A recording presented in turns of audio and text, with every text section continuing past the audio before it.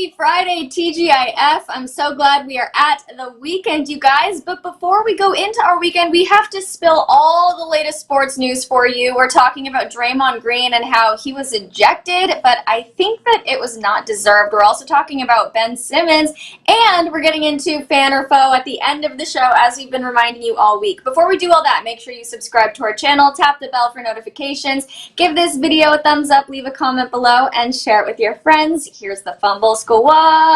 I'm Devin Howard. You can find me on Instagram as @DevinHoward. What's up, everybody? Happy Friday. I'm Jackie Ray. You can follow me on all things social media at JRayTheFanatic. Hey, what's up, y'all? It's your girl, Brent. You guys can follow me on all social media at I am Britt Johnson. Today is the 15-year anniversary since Kobe Bryant hit that 80 point against the Toronto Raptors. So I know we are coming up on the first anniversary of his passing, but I had to shout this out. This was a big moment. Nobody came close to that Wilt Chamberlain 100 game since or before Kobe Bryant did it with the 81 points. So had to shout out Kobe 15 years ago on this day, you guys. Kobe Bryant, 81 points. That's amazing. We're going to talk a little bit about that in the post-up, too. But I also wanted to shout out, Britt and I were talking about this before the show. It's one of those things where you're sad, but you also are really excited that he led a really full life. But Hank Aaron has passed away at the age of 86. For those of you who don't know, he's such a baseball legend, a social justice warrior. He beat Babe Ruth's record. He had 715 home runs, I think, surpassing Babe Ruth. So he got death threats, overcame all that, and literally just kind of pushed that needle. So shouts out to him. 86 is a long, full life. Like Britt said before the show, we got to give him his flowers while he was here. That doesn't happen a lot. So I'm very thankful that he had that long, full life and was able to see that. So shouts out to Hank Aaron. Amen. Oh, thank you. Yes, thank you so much for that, Jackie. All right, you guys. Well, we have a full docket today, so I think we should jump right in with this first need-to-know news story. It's all about Draymond Green. So Draymond Green got ejected for yelling at his teammate last night, but the ref thought that he was yelling at him, and the ejection and the technical foul weren't overturned, although I think they should have been. So the Warriors were up against the Knicks, and there was a miscommunication with James Wiseman, which led to a turnover. Draymond had already picked up a technical foul in the first quarter, and he was assessed for a second tech as he was running back on defense. So it was a pretty confusing situation. You can see everybody's reaction is like pretty shocked and stunned. Leo, can you roll that clip for us right now? Noel. Got another technical foul. If it's on Draymond, he's ejected. He's out. Wow. Draymond is ejected from the game here. He was running back on defense, and you had the youngest official, John Butler, has sent him out. Wow. Yeah, everybody's shrugging, trying to figure out what happened out. Now, what's interesting is Steve Kerr is asking, can he challenge this? I feel like everyone's reaction just speaks for themselves. You know, you have Steve Kerr on the sidelines just being like, what? You have Steph trying to protest it. You have Draymond trying to protest it. Everybody was just confused as to why this even happened. But obviously none of the protesting helped because Draymond was ejected. After the game, he actually released a statement and said, "I'm just a bit confused. Officials can meet and make a decision on any call throughout the game, but when it comes to a technical, that was clearly the wrong call due to an official assuming I was talking to him when in fact I wasn't. That can't be overturned. Maybe it's time to take a look at that rule. I would love clarity on why that's the rule if in fact it is a rule." I don't blame him for being, wanting this to be looked at more closely. It was obviously just a big mistake, and a lot of people think that that's the reason, that it was part of the reason why the Warriors lost the game. So, Britt, let's talk to you first. You saw the clip. Should this have been overturned? I don't know. I understand, I guess, that he was saying that he was whatever, yelling at his teammate or whatever the case is.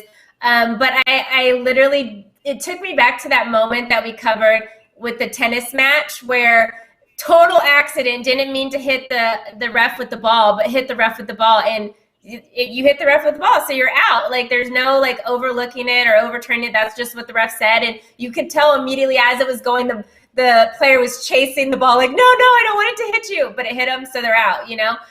So to Drake's point, what he said in his comment, he doesn't know what the rule is. Like, is it a rule? Is it not a rule? Can this be this? So at that point, obviously from upstairs, they didn't really talk a ton about it after the point.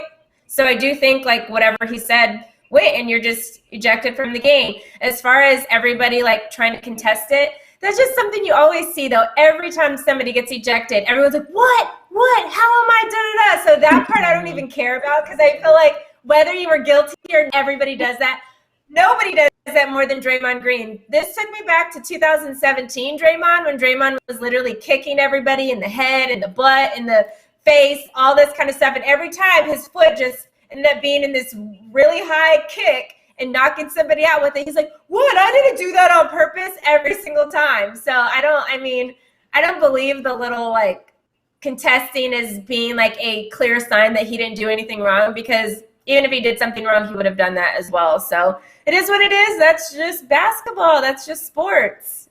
Jackie knows all too well about calls that should have been overturned in playoff, especially with her Saints. So it just is what it is.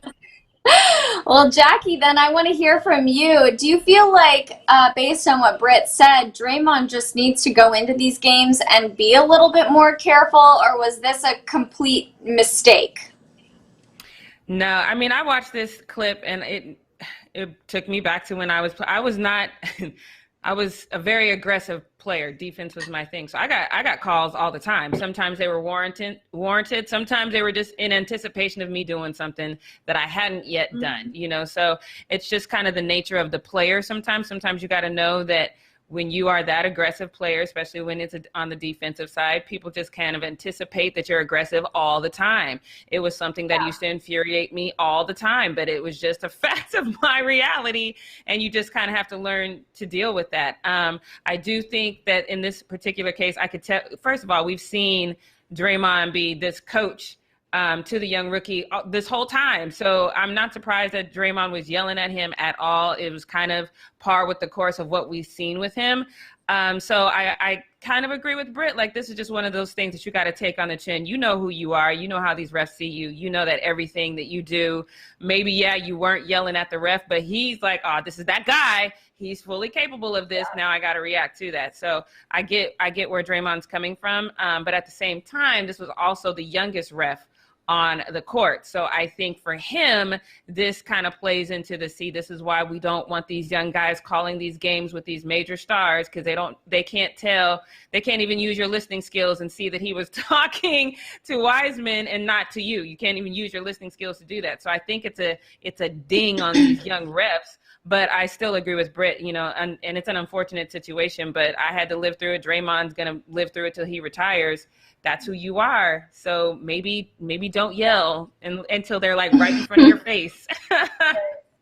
Yeah. To kudos to the refs, because him being the youngest ref out there, the other refs could very well have been like, dude, you made him, like, let's just overturn this or whatever. But to stick behind the young ref who is still learning himself, and he's honestly in a situation where Draymond is older than he is, you know, and like he's like dealing with like, okay, these people are older than me and I'm literally making calls against them or whatever the case. And I do think that like if the other refs are like, okay, well, this is your call, we're going to let you make it. If you want to hold this, you can hold on to it. If you want to overturn it, you can overturn it, but we're going to let that be your call. And I like that they did do that and just like sticking together and like, okay, we're going to be as fair as we can be here. This is your call. You make the call, instead of like then, because then you get to the point where their confidence level starts going whatever. And then the rest of the game, he's going to start making bad calls because now he's like so confused. Like, wait, should I not call this now? Should I not call anything anymore? So I think it was good that the refs kind of just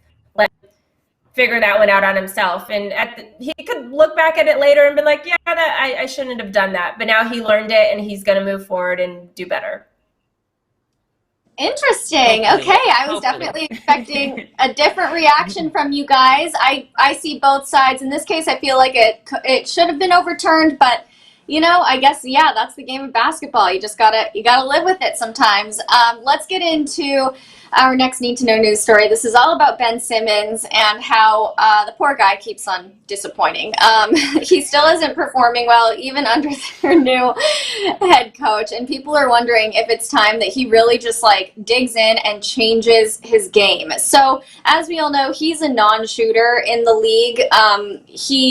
He has this style of play that a lot of people are referring to as being outdated, more from the 90s or from the 80s. He's just not leveling up to everybody else in the league. He does manage to make an impact in other ways without shooting from the deep, or more than just a handful of times each game. But clearly Ben Simmons has an issue with shooting, and I don't know, it's something that fans are getting frustrated by, and analysts are wondering if it's really time that he just kind of buckles down and makes those changes. So Jackie, let's talk to you first. Do you think that the issue is with Ben himself, or do you think he would just be a better fit next to somebody who isn't Joel Embiid? No, this is a Ben problem. Because we've seen in practice that he's fully capable of making the three. He just, for whatever reason, something clicks in him when he's in a game and he just doesn't even take the shot. It would be one thing if we were talking about, okay, now he's taking these shots in the games and he's missing them.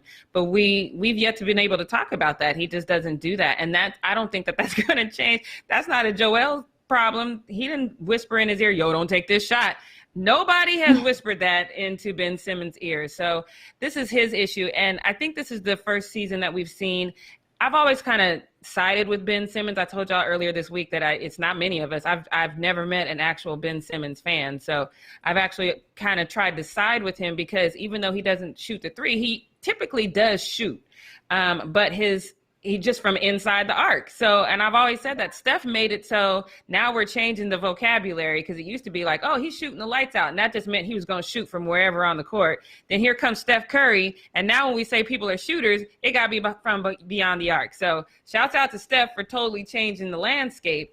But at the same time, Ben was effective in his own way. But now we're starting to see a decline in his numbers.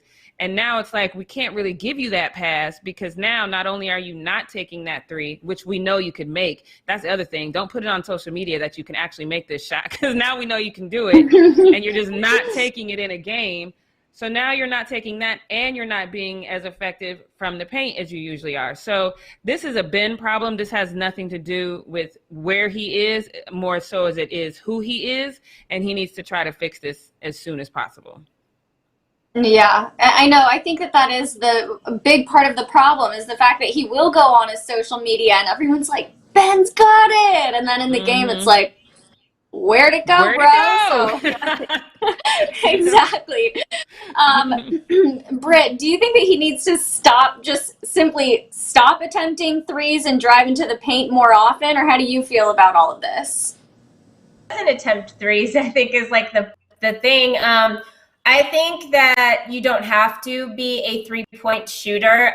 We just earlier had mentioned Chamberlain's 100-point game, which was back before there was a three-point. He made 50 two-pointers. So you don't have, but Jackie made a very good point. His numbers are declining. So that makes it a problem if you're not able to get still those numbers as a typical point guard is getting, or whatever, averaging or whatever, and doing whatever you do, whether it's 2 points, whether it's your 3-point shots, just make some baskets. And you could just as easily, honestly, even more easily get, that contested and one shot if you are driving up the middle and stuff like that, to make it a 3-point play, do it like that, Ben. But Ben has been going down on his numbers. I really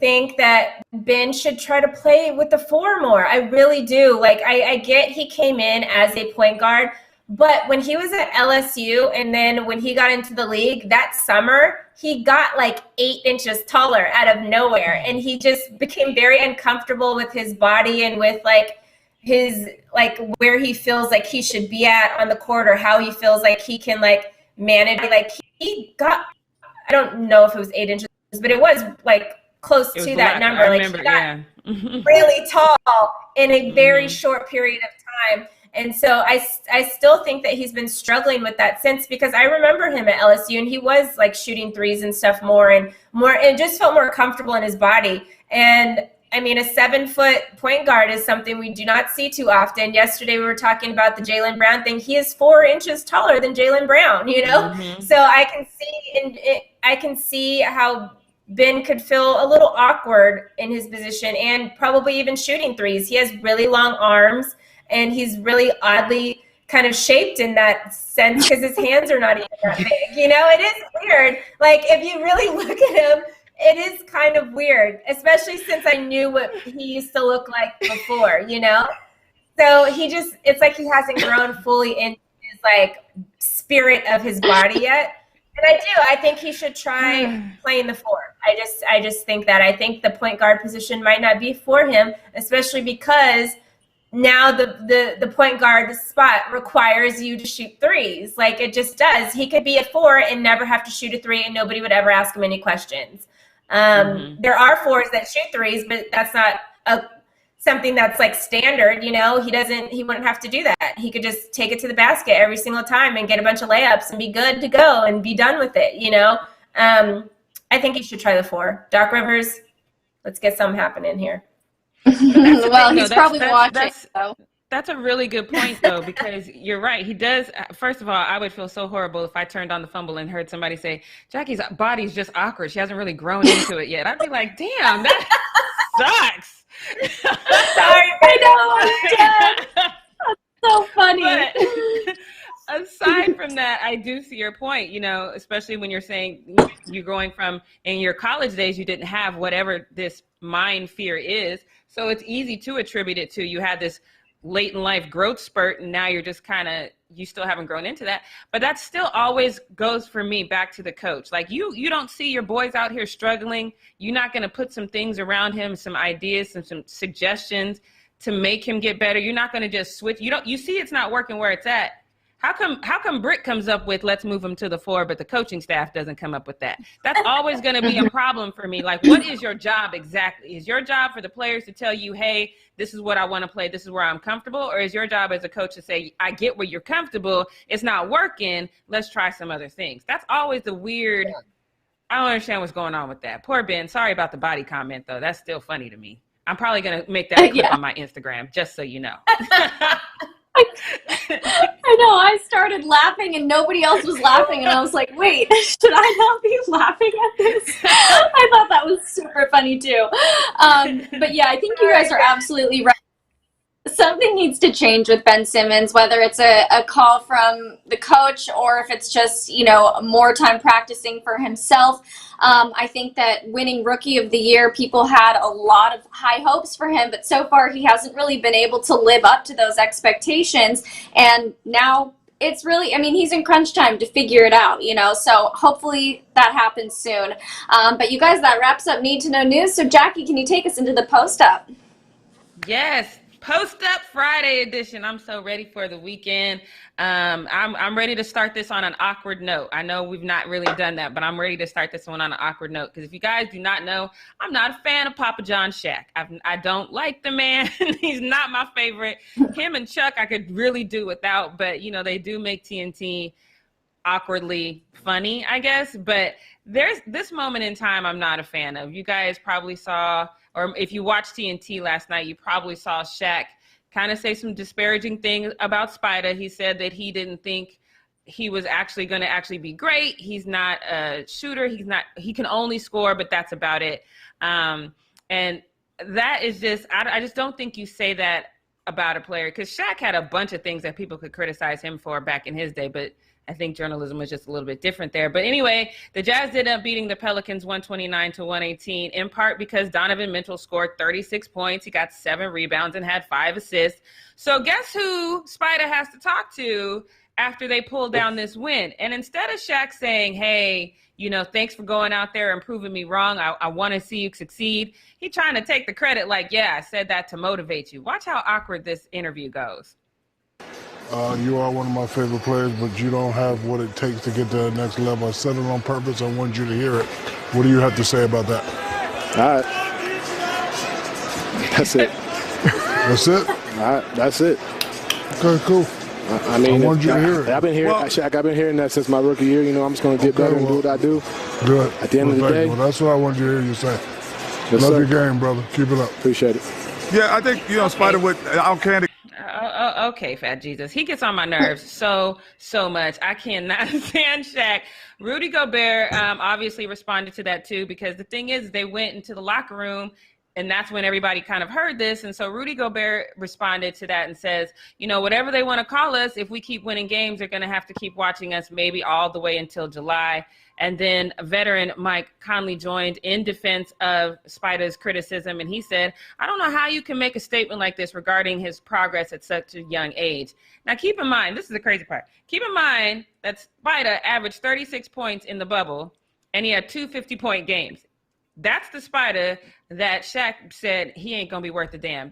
This is only his 4th season. He's never averaged under 40 points. That is just so disrespectful. I'm all for constructive criticism, but Shaq can't construct worth a damn. I just don't like this man. Britt, what are your thoughts on what Shaq had to say? I was so mad at this. First of all, I was part of the train, bus, whatever you want to call it, that said the guy we were just talking about, Ben Simmons, should not have won Rookie of the Year because guess what? He wasn't a rookie. And guess who he was going against? Donovan Mitchell that season. And Donovan Mitchell was actually a true rookie, and Donovan Mitchell should have won the award. Now, fast forward 4 seasons later, who is playing better? The guy that we just spoke about, Ben Simmons, who can't make baskets right now, or Donovan Mitchell, who is leading his team at like 24 years old, playing amazing, being an activist on top of that, and doing all of these great things. And then Shaq wants to come and hate on this black man? No, I was so upset when I saw that. And I loved Donovan Mitchell's reaction. All right, what you want me to do about that? I literally posted on my Instagram yesterday and I said, your opinion of me is my business. That is exactly what Donovan Mitchell did. Shaq, your opinion of me is not my business. I don't care what you think. Again, people have been saying this since he was a rookie and came into the league, that he didn't deserve to be Rookie of the Year or whatever. And now look at this point. You said everything. 36 points he averaged in the bubble, in the playoff section of the bubble, not just the regular bubble stuff. And then he goes on this season right now. Yesterday's win was 7 straight for the Jazz. They're 11-4. What are you talking about? I feel like go on and on. Shaq is starting to remind me of Al Bundy. I don't know if you guys in the chat are old enough to remember Al Bundy, but he just won't let go of his greatness. So he feels like, So the only person in the world who can truly be great in any situation is always going to be Shaq. It's like, my guy, get off your high, very wide horse. It is annoying. Devin, what do you think about what Shaq had to say about Spider?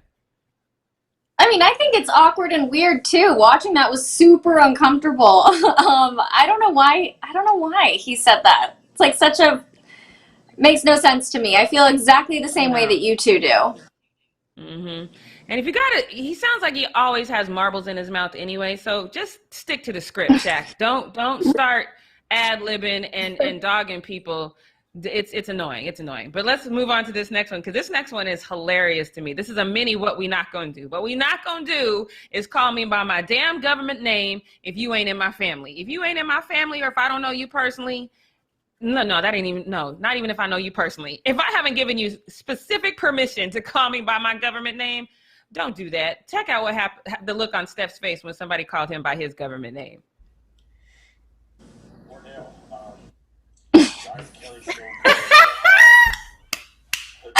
I love this.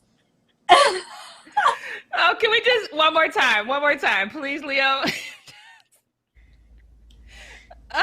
Wardell, why is Kelly so Boy, good what?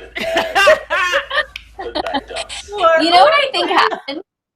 What? Can I say what I think happened? I feel like, okay, so my friends and I will sometimes play this game called What Are the Odds? And if you guess a number between 1 and 10, and if you guess the same number, you have to do whatever the dare is. Just in case you guys don't know, I feel like the reporter was playing What Are the Odds? And someone was like, what are the odds you call Steph Wardell? And he lost, so we had to do it.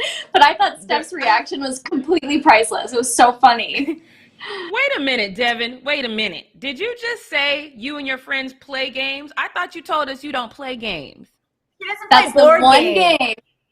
Yes, that's the one game that I'll play. Okay. It's not it doesn't involve any like little figurines or boards or it's just humiliating each other in public settings.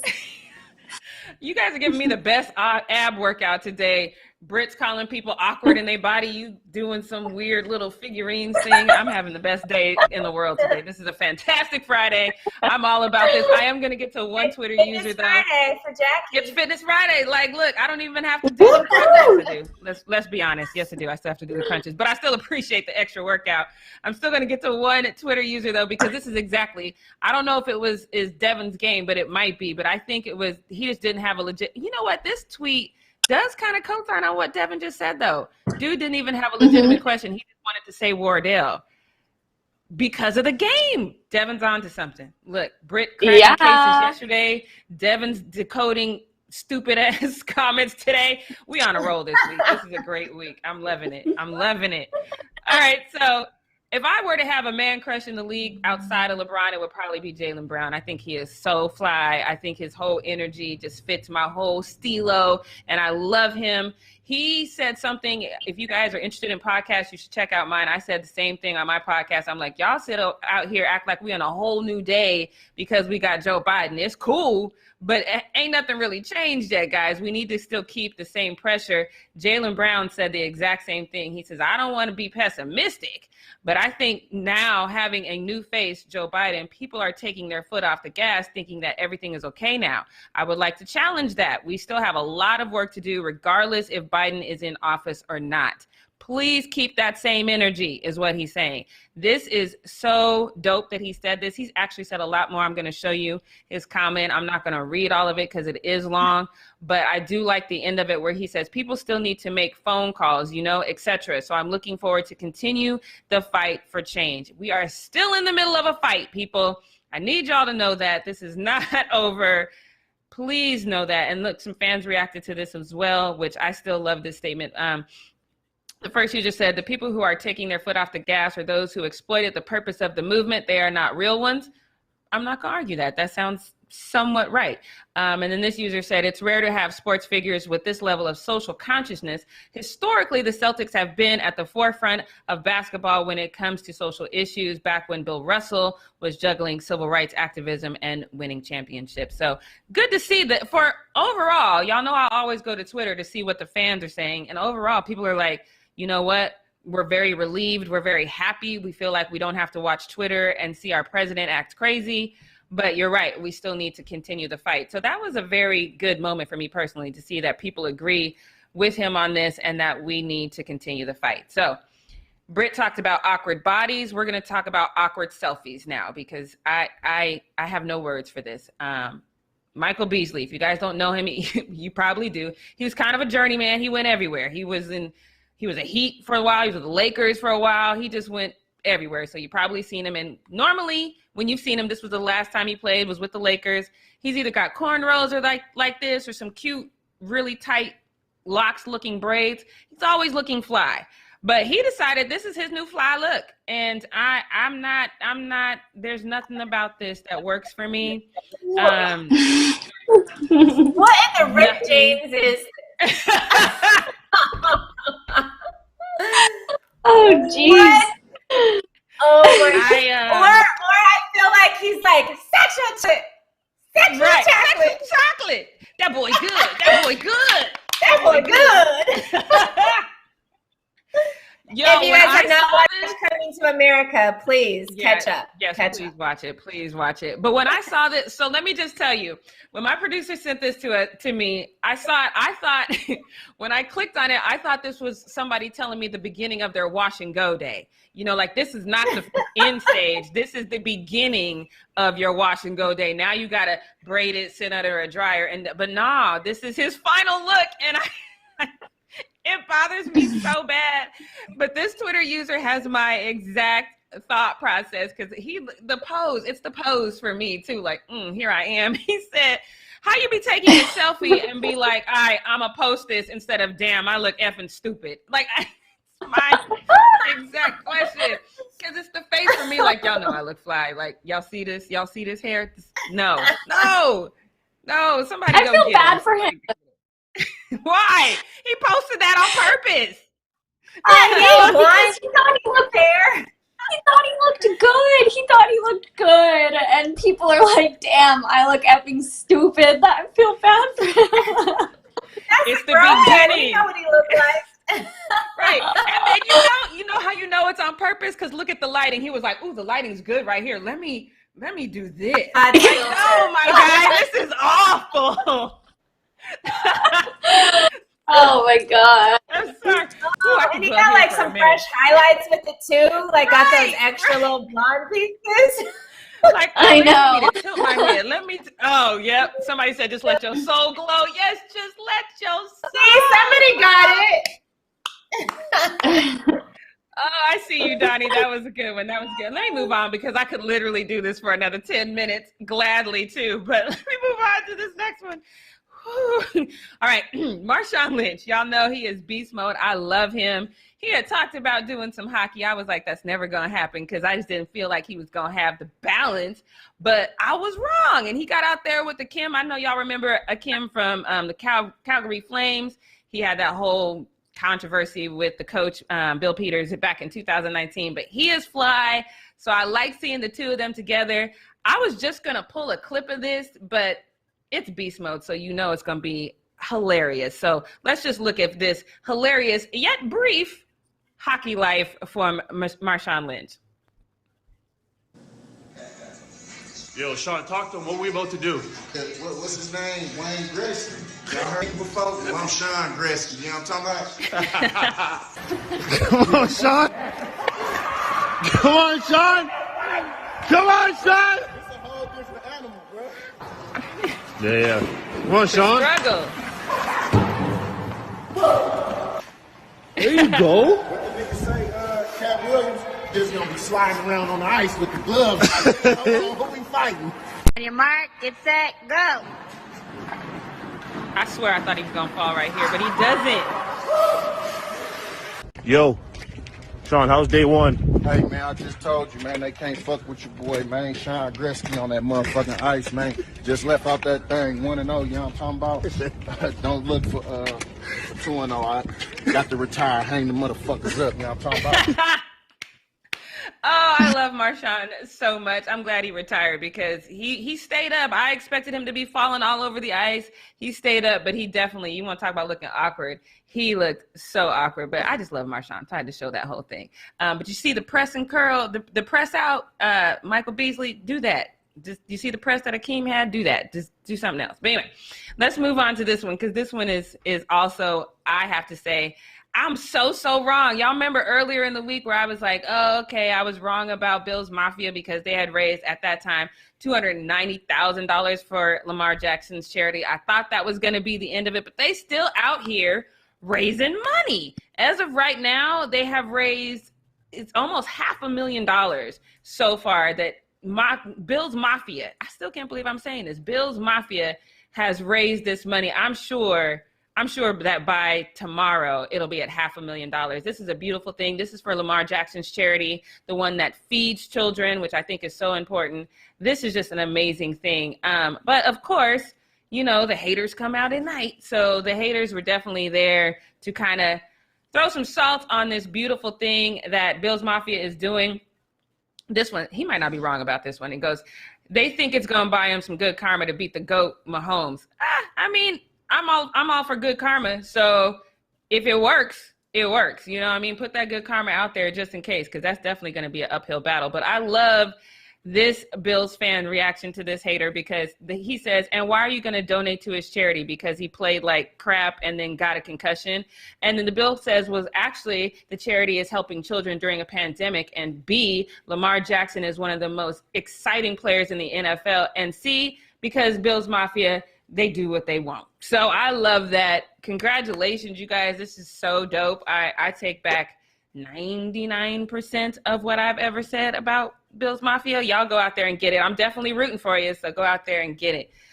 So like Britt said earlier, this is a special day because we are marking the 15th anniversary of Kobe's 81-point game. I'm sure you're going to see a lot of things like this because now we're just 4 days away from the anniversary of his death. So I'm sure you're going to see a lot of things like this. It's crazy to me to think that it was 15 years ago today that this happened. But he scored 81 points against Jalen Rose. For you guys that don't understand that commercial where you see where he's like, he wants the martini with 81 olives. This is why. So NBA did an amazing job and put together, well, they didn't put it together. This actually happened a while ago, but they kind of re-showed us some of the reactions to Kobe scoring those 81 points. It's a beautiful thing. You should go and watch the whole 3-minute video, but we're going to show you a clip of it right now. I watched the whole game. Actually, I think I read it on the ticker somewhere. The email sent to my sidekick, it was just said Kobe 81. 81 or 51? Nobody believed it. Man, that's unbelievable. I just couldn't believe it. Unbelievable.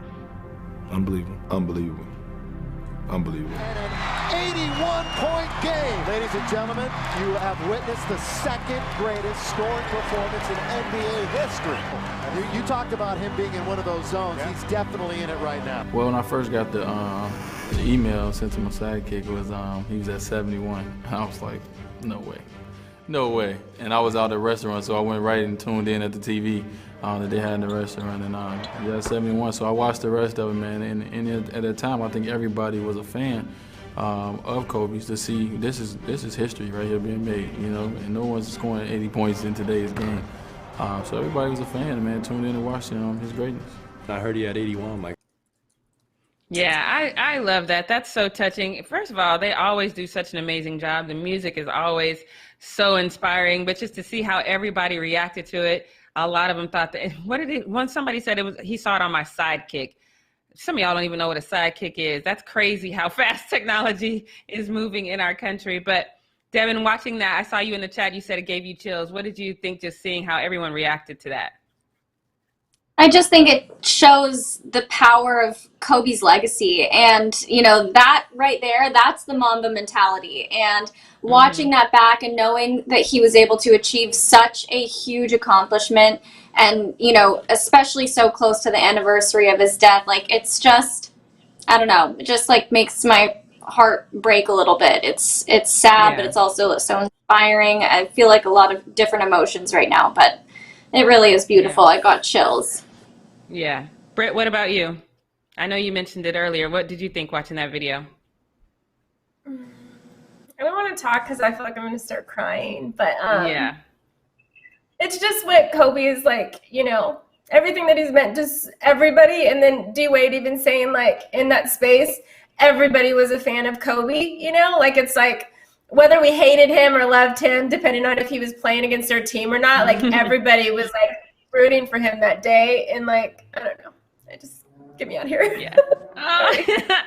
I totally agree with Britt. Like, you know, being from Denver, we always would root for Kobe, and, you know, unless he was playing your team. That's the only time that's the only time anyone ever rooted against Kobe was when he was playing against you. And even the support, being from Denver, when he went through that whole thing that happened in Denver, so many people supported him. So many people had his back, and because he just instilled, he made you want to be a better person. And so seeing something like this, I wish I should have done the clip from that commercial, because he had a sense of humor, and the 81 Olives was just classic. So this is going to be a tough week for a lot of us, because we know we're going to see a lot of these memories and things of that nature. So yeah, make sure you stay tuned, you guys, because obviously on the 26th, we're going to do a very special Kobe tribute on the 26th to commemorate the anniversary of his passing, he and Gianna. So make sure you stay tuned for that.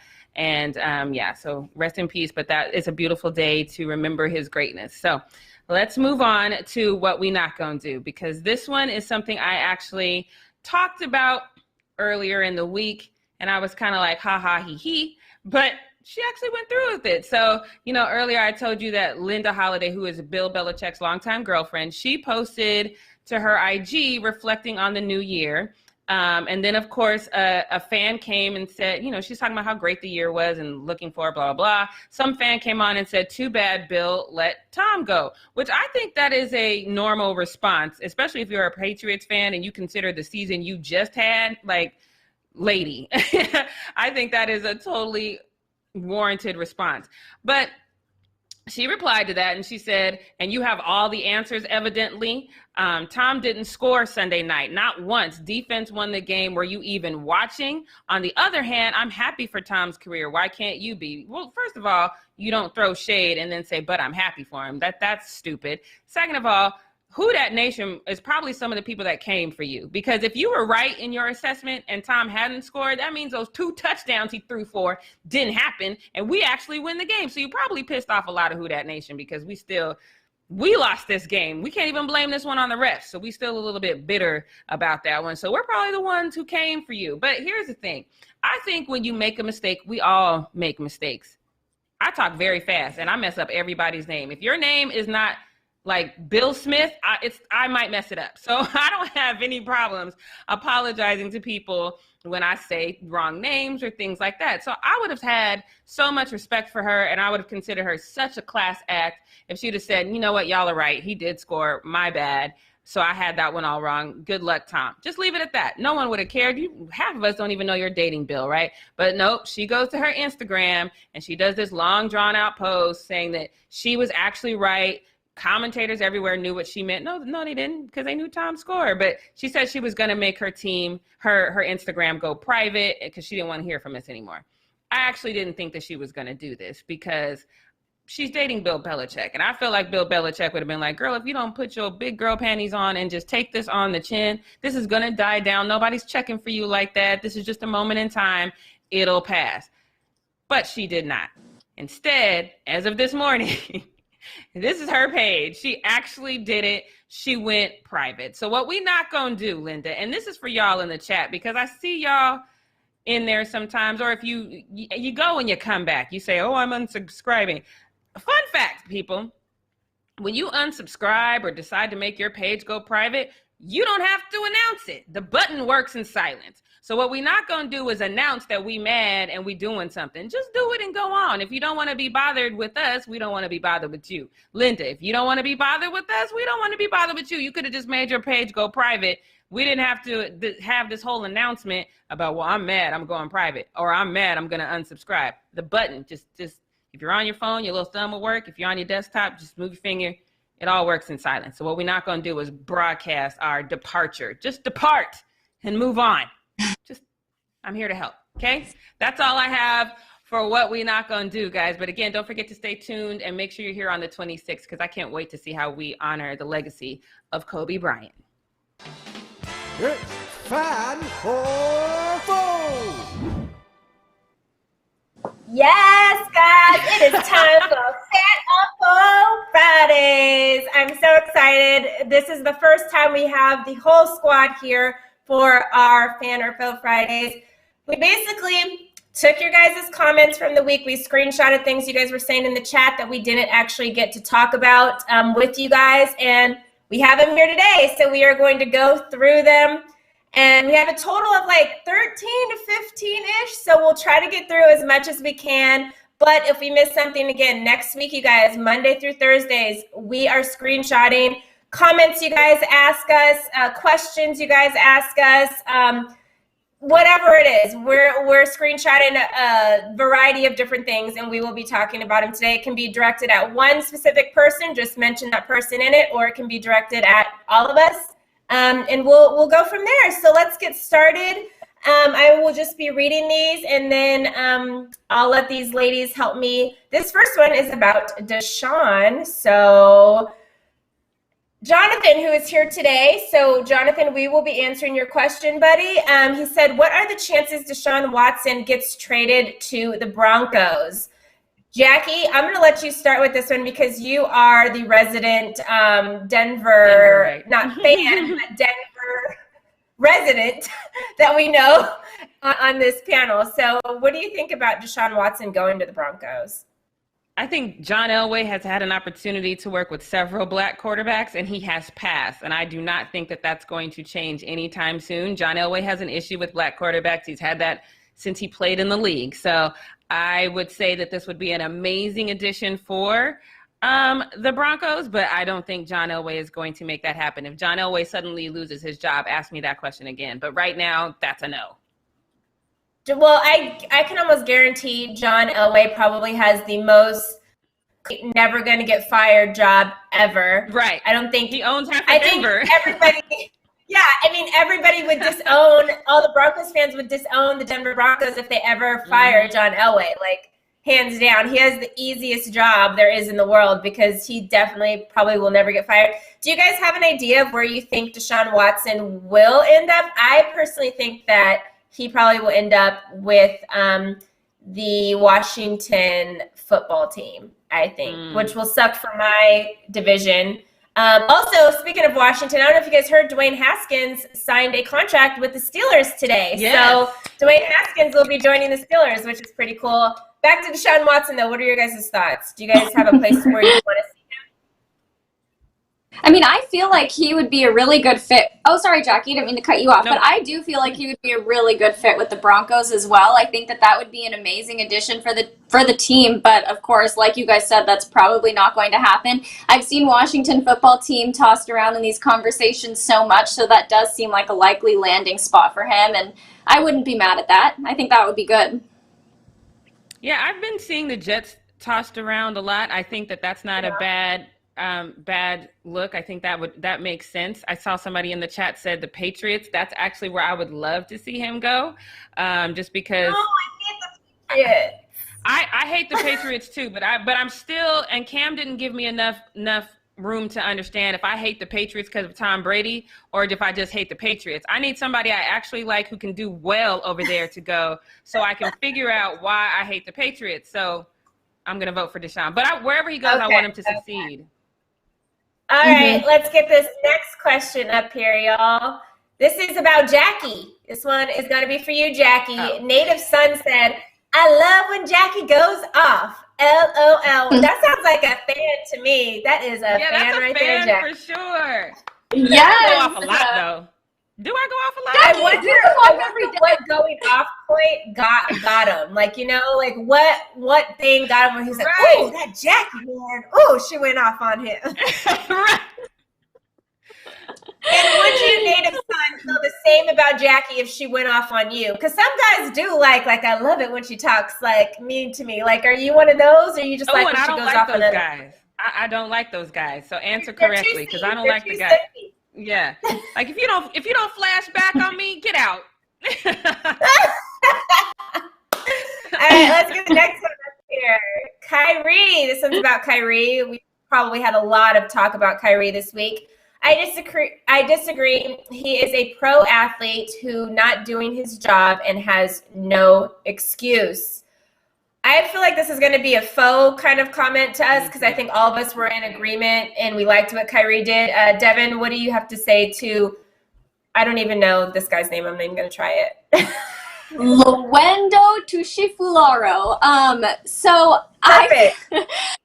I obviously think that this guy is for sure a foe. I mean, Kyrie is kind of a polarizing person in basketball, but we're all entitled to our days off. That's why in the U.S. we get 2 weeks of vacation each year. We have the opportunity at a lot of companies to take a personal day. Just because an athlete is in the public eye and, you know, is there to kind of provide entertainment for fans doesn't mean that he's not entitled to take some time away to work on himself. And like he said, he was dealing with family issues and personal issues, and we can 100% stand behind that and allow him to take the time that he needs so that he can return to the court and be as successful and focused as he possibly can be. So I feel like this guy he's got it wrong. Luendo, you're wrong. Luendo. I like it. Luendo. To the window, to the wall. To the wall. What is wrong with us today? I love it. Dev, a Super Bowl prediction on this next one. Malcolm K9. said, Devin, who, K9? Oh, I I don't know. I'm just making it up. Whatever. Devin, who do you want to see in the Super Bowl? So obviously this weekend we have the AFC and NFC championship games. So basically who's going to win these games and then meet each other in the Super Bowl? Who do you got, Devin?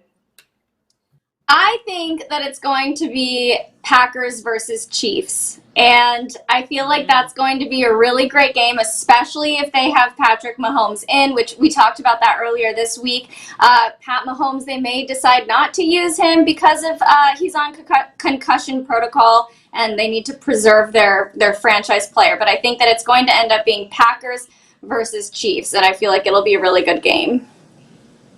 Well, you guys have to stay tuned to Weekend Zone. This is a shameless plug because me and Jackie at that point will actually tell you who we think are going to win these games this weekend. And you might be surprised. You might be surprised at some of our picks. Next one. Oh, this is just a compliment. Okay. Yay.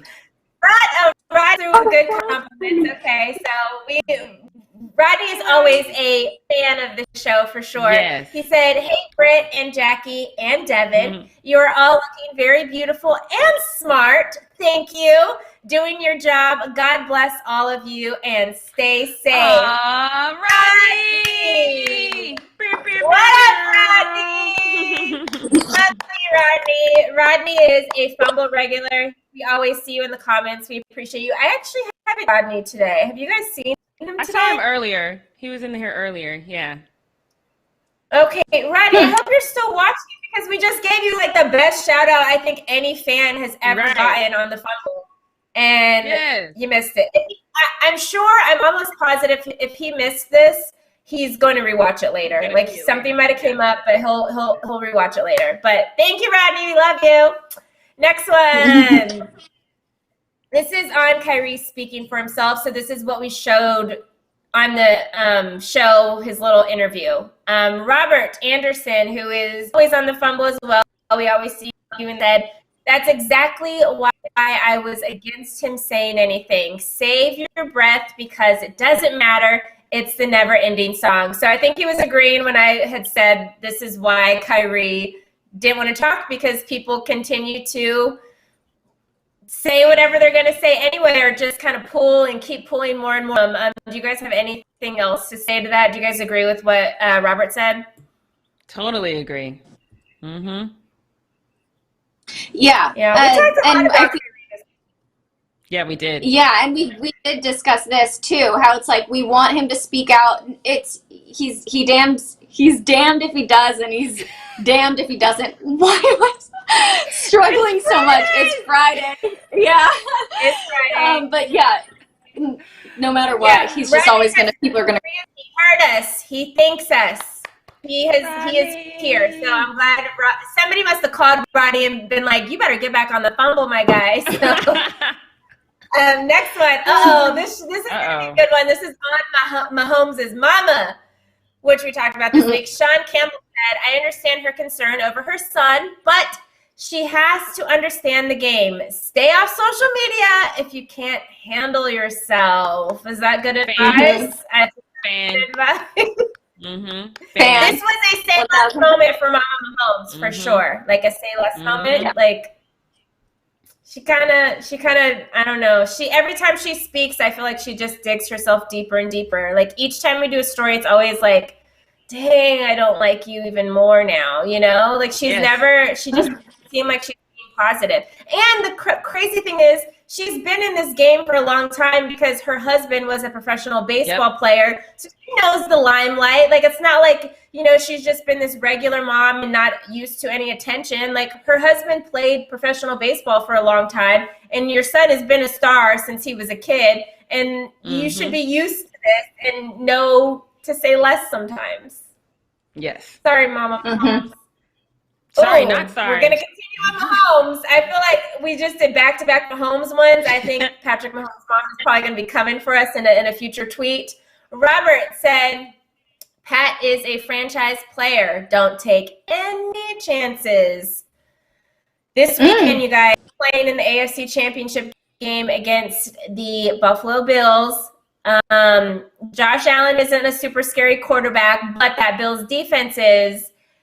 You guys, this weekend, I know Devin was talking a little bit about it more for the Super Bowl, but this weekend, if the Chiefs seem in trouble, should he be playing still or no? Well, I saw somebody in the chat say that Patrick Mahomes has already cleared protocols, and Britt, you and I talked about this. I said I don't care if he cleared protocols. I don't want to hear what the same doctors that these league doctors. Remember the doctor that accidentally poked Tyrod's lung? Like, no, I need an outside doctor. Yes, you need to come out here to Cedars-Sinai. Right, y'all need to come out here to Cedars-Sinai. No, he's sitting up somewhere looking at us right now telling us, you better tell Patrick not to trust them damn doctors. And so he needs to go ahead and try another doctor first. If another doctor clears him, I still would be reluctant because we're still talking about him. He's going to get hit. He's going to get knocked down. And what does that mean? Save him for the Super Bowl. Like, save him for the Super Bowl. I would save him. I just looked something up because I was curious about this. A team doctor in the NFL gets paid $187,000 a year, which is significantly less than a doctor would earn working at a private practice or at a hospital. So yes, Jackie, 100%, I agree with you. Go to Cedars, go to that big hospital in Boston. I can't remember what it's called. Go to one of these main ones and get checked out because I think it's necessary. We be giving out free advice. Right. Y'all need to start listening. Phillip Rivers, the legend. Oh, God. John Campbell said, I agree. He is a Chargers legend, but I can't think of any accomplishments that would warrant him getting into the Hall of Fame. Y'all, I'm open to changing my mind. I mean, he's an 8-time Pro Bowler. I'll just say that off the top. He did take his team to several AFC championship games, even though he did not win a Super Bowl. Even 3 years ago, the Chargers went to the AFC Championship game with an old Phillip Rivers. So I think he has a record with Antonio Gates as far as yards to a tight end. But I don't know. That's just off the top of my head. I'm sure you can Google Sean and figure out that. Because we got a couple more I think we want to get to before we get out of here. Can I just say Dan Marino? If Dan Marino can make it into the Hall of Fame without getting ever Super Bowls, then so should Phillip Rivers. Dan Marino. Yeah. Go ahead. Yep. Pick a play on this one. Ooh, this one big. I can see. Right. That's why I was like, damn, why is this so big? I can see. Steph, Dame, Kyrie. I'll go first. I'm picking Dame. I knew it. What are we picking for? It just I know. What are we picking? I guess that's point guard. If you had to pick a point guard. Dame. Okay. Devin. I was hoping, Jackie, that you'd go with Kyrie, and then I would just go with Steph to why make in the hell would I go with Kyrie? Why would I go with Kyrie? I just wanted us to each pick one. I was like, that would be so perfect. But no, I'm going Dame too. Yep. All right, my man wins it all, but don't be trying to take my man, y'all. That's my man. Super Bowl prediction. You can't have them all. You can't have them all. You know what, sis? We are not answering this here because guess what? We're talking about it on Weekend Zone tomorrow, so you can tune in tomorrow to check that out. Next one. Do we have any weekend NFL predictions? Who do you guys got in the next 2 NFL games? Well, Devin answered because she already said who she has going to the NFL or Super Bowl, and we are answering on Weekend Zone. So next one. Let's see if we finish all these really quick. Why Deshaun was in Brooklyn? He is there to help Harden find the strip club. Good answer. Honestly, a great answer. Right there. He knows how we feel. He knows that we would have loved that. Donnie gets I think he's getting my best one for the week. The best fan one for the week. I think that's the one. What do you guys think? Did Donnie do it? Donnie did it. Won't will. Donnie did it. Donnie, you are our Fumble fan favorite for this week. Congratulations. I just made that up right now. I didn't even know that was going to be an award, but you got it.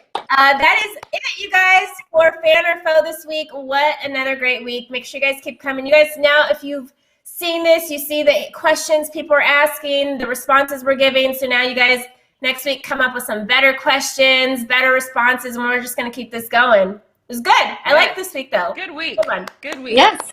Great job, you guys. All right. It's Friday. Let's go into the weekend, you guys. I'm so excited about it. Make sure you tune in to Weekend Zone tomorrow, you guys. And then we'll be back again with our live show on Monday at 11 a.m. Pacific Standard Time. So tap that bell so you know exactly when we're going live. Subscribe, leave a comment, like, do all the things. We love you. Wear a mask. Wash your hands. Have a great weekend. Bye, everybody. Congratulations, Zion!